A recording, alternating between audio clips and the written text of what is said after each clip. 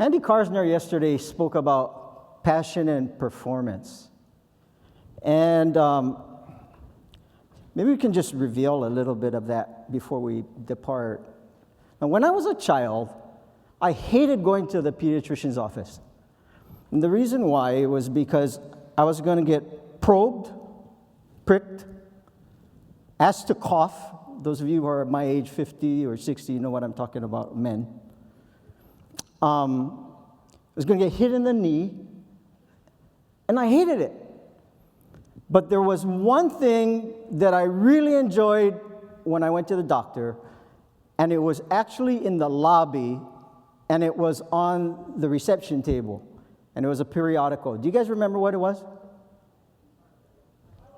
Highlights. Highlights. And there was only one thing that I liked in highlights, because I wasn't a good reader. Do you guys remember what that was? Hidden objects. And something pissed me off when somebody did something. And what was that? Circle all the objects. And the reason why that ticked me off is because it ruins the whole game. The reason why I share that with you is I am a storyteller. And most speakers today go around, in my opinion, circling everybody's objects, telling everybody what they need to know or what they want them to know. And in my stories, there are a lot of hidden objects.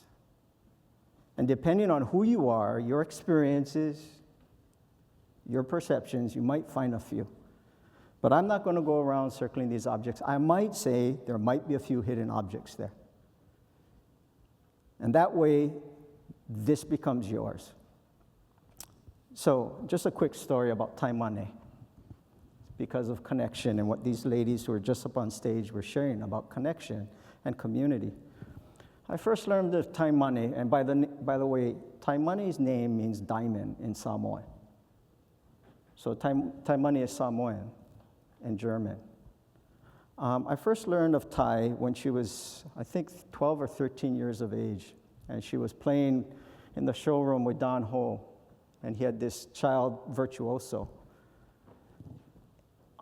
That's not why I learned of her. I learned of this child who was playing on the streets of Waikiki with homeless men, with their band, so that they could earn money so they could eat dinner. And that's what Tai was doing. So you want to talk about passion, and you just saw performance? She didn't come up here by herself today. She came up here with all that which has been a part of her life, and she revealed passion and performance. The sleigh that I'm carrying around my neck was given to me 3 weeks ago, hand-delivered to me by a courier, the day after I had done a speaking engagement on Maui.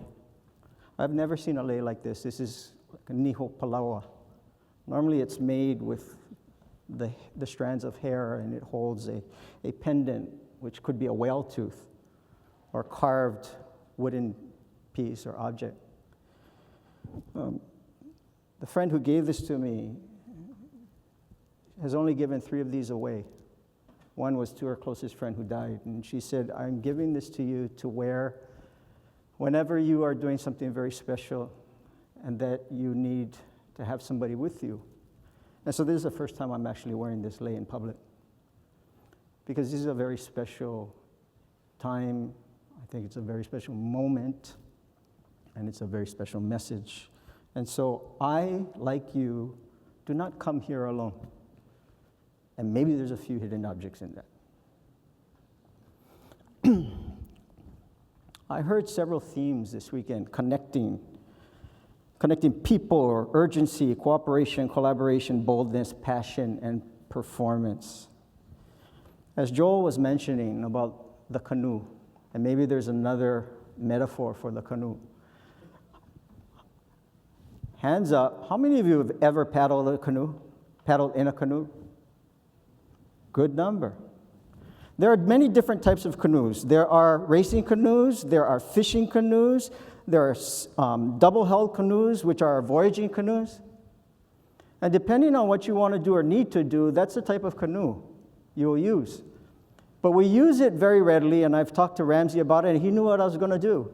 You know what? It's time to shift from a canoe. You know why? Because if everybody in this room jumped on a canoe, we sink the canoe. This is more of an orchestra than it is a canoe. And sometimes the trombones need to tone down so we can hear the oboes. We need to start conducting as an orchestra so we make this music that Time Money shares that everybody can feel and hear. So how do we connect? Can we build a movement, or do we already have a movement waiting to happen? An illustration. I was in a conversation recently, it was about tourism in a summit with Japan and Hawaii. And the question was, how do we market to millennials? And this is directly parallel to what I heard this weekend. How do we market to millennials? And the answer was, that's why we're doing sustainable ecotourism. I don't think anybody recognized a fundamental issue in just the question itself and the answer. Because the very question is just a transaction. It's not a relationship. How do we market to millennials? How many people in this room have been born since 1980? Please raise your hand. There's a lot of you. We are so fortunate that we have that generation, but let me tell you how economists do things. What we do is we look back and we do analysis and forensics, and then we reveal information and data. So this is what happens quite often. We look back and say, that's the greatest generation. And then there was mine, which was the largest because mom and dad got busy. And then after us came X, the unknown quantity, Gen X. And then came this next group. And because they were all born with computers, we accused them of being what? I say accused, of being what? Yeah. And they hate that name. That's not how you name people. When we name people, we name them with a purpose, a mission, a hope, a relationship. And I have the privilege of working with them quite often, and this is what happens. I find out that they're brilliant, they're innovative, they're less materialistic than their elder siblings. They're concerned about the future of the planet. They so desire mentorship and leadership. They want to know, and they bounce. And they got a hypersensitive BS meter, which is one of the reasons why they bounce. But we think that they've got a problem. And so this is who I believe that generation is. They're not the millennials. They're the great rebounders generation. You guys are the ones who are helping us to rebound from all the crap that mine screwed up, to get us back on track. So when we talk about connecting with the community, could it be as simple as really helping people to define and identify who they are? How many of you in this room are rebounders generation? Please raise your hand. Yeah, and we need you, because you know what? By the time we get 2045, I'll be 82. It's not going to be me, it's going to be you and your children. So I'm going to wrap this up with something that I read this morning, and then I'm going to ask Ramsey to come on stage with me and close it up the way that we do it in Hawaii. This morning, I had to write a letter, a support letter for someone.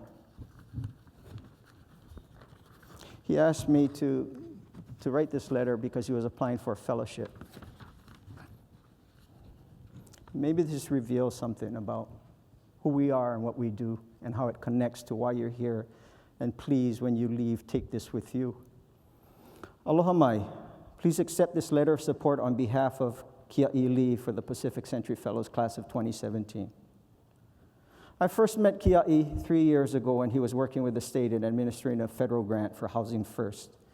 And time is not a measurement of admiration. Admiration I have for his commitment to Hawaii and our people. Kia'i revealed through his listening and engagement a deep resonance that was not about just getting the work done. Rather, his attention and response was about sharing truth, healing, connecting, and building as the team worked to enroll and house some of our community members who have given up on themselves. Quite remarkable.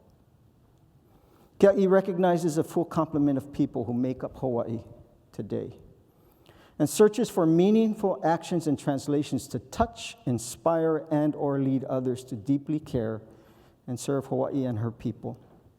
His is not a boisterous leadership, but a voice which chooses his words cautiously and reveals them with a gentle strength, reminiscent of the wise elders who spoke softly, pulling people closer to themselves.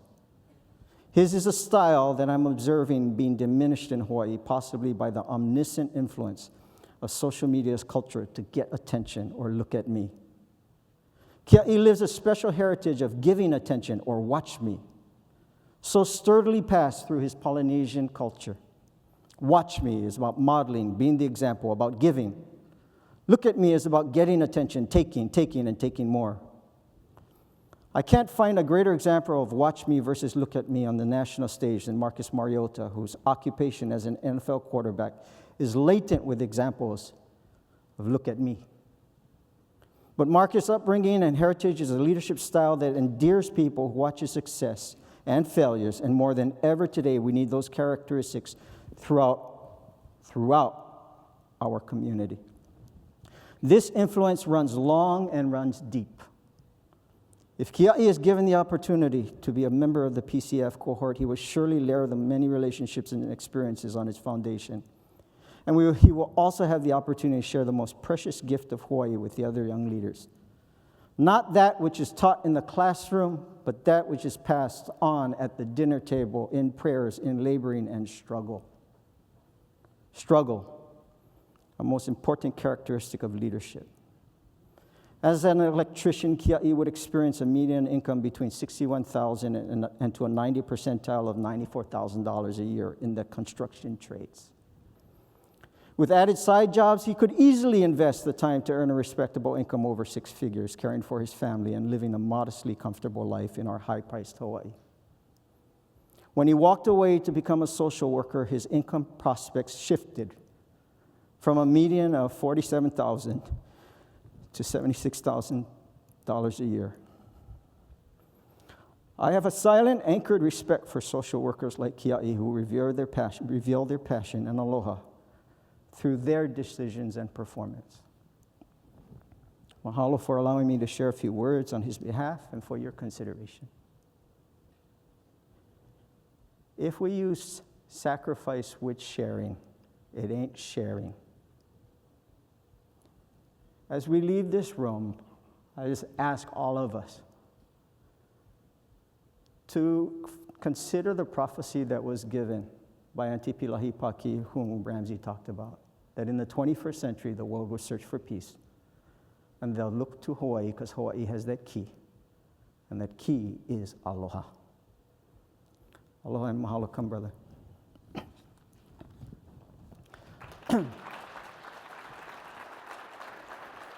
Would you everyone stand and grab a hand? Joel, would you come? Shauna, come. Mike. Come this way. Come.